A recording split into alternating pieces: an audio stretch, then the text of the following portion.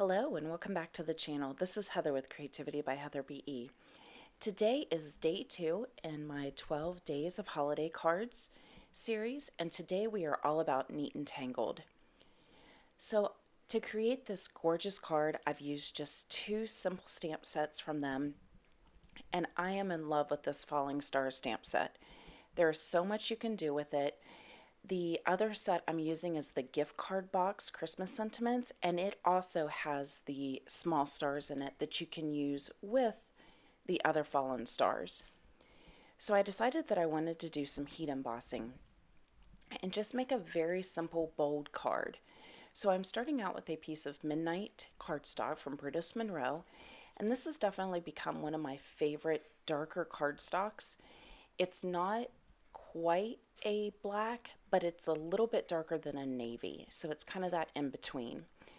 And this is great whenever you're doing a lot of background heat embossing because you're able to see very easily where you've stamped. And of course, another thing when I do this type of background stamping is I do like to use a Brutus Monroe embossing ink because it does stay wet. So it gives me the opportunity to go through and stamp out my entire background and then go back in and add my embossing powder. I like having that time because I find if I'm rushing through it and trying to get it heat embossed and then do another section, I typically mess it up. So this gives me that little bit of time.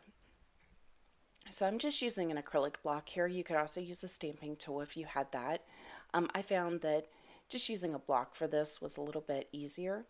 So I'm going through and just stamping out the stars, and I love this stamp set because it's got the cluster of stars at the top and then they kind of fade out as you go to the bottom. So in those faded areas, I am going to use the smaller stars from the gift card box set.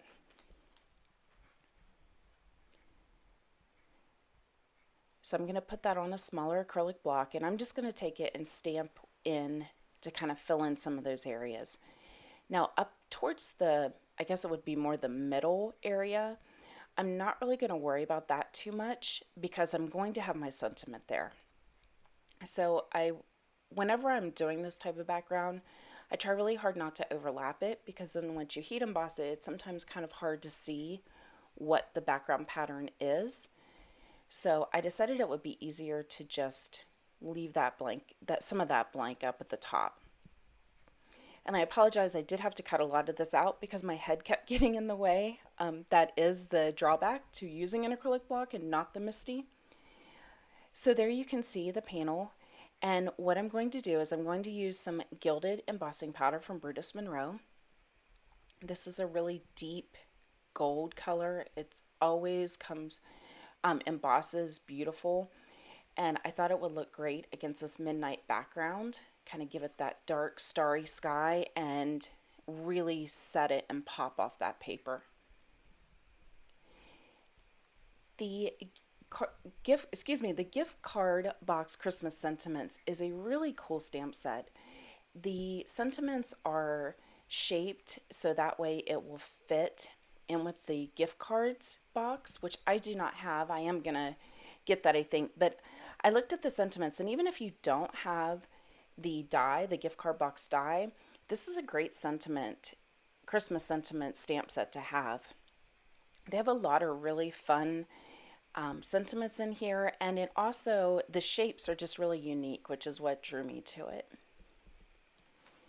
So you can see I'm just going through and heat embossing that, and you can see how gorgeous that gold is once it's heat embossed, the gilded. And what I'm doing is I'm now placing a piece of fun foam on the back because I wanted to give my panel a little bit of dimension, and I cut it down as well. And I'm going to place it on a piece of Scarlet Glitterstock. And you're going to see when I flip it over, I actually had heat embossed the Merry and Bright sentiment straight onto the panel. And it was a little bit hard to see. So what I'm going to do, you can see it there, and I used the Red Wow embossing powder because I wanted an embossing powder that was just straight bold gold. I didn't want any additional glitter or anything in it, and I didn't like it. I wasn't able to see it very well. So I decided to go back and add a piece of, to heat emboss with that same embossing powder on a piece of gilded cardstock. And this is going to show up much better. I'm also going to use a hexagon die to cut it out, one of the small hexagon dies. And this will really make that sentiment pop, and that's what I was looking for. I could have left it the way it was, but I felt like the sentiment kind of got lost.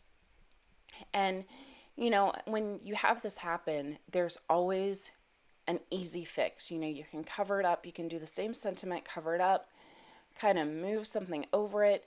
So don't completely scrap your card, you know, after the work and the supplies. There's usually going to be a way to fix it, and that's what I was able to do here.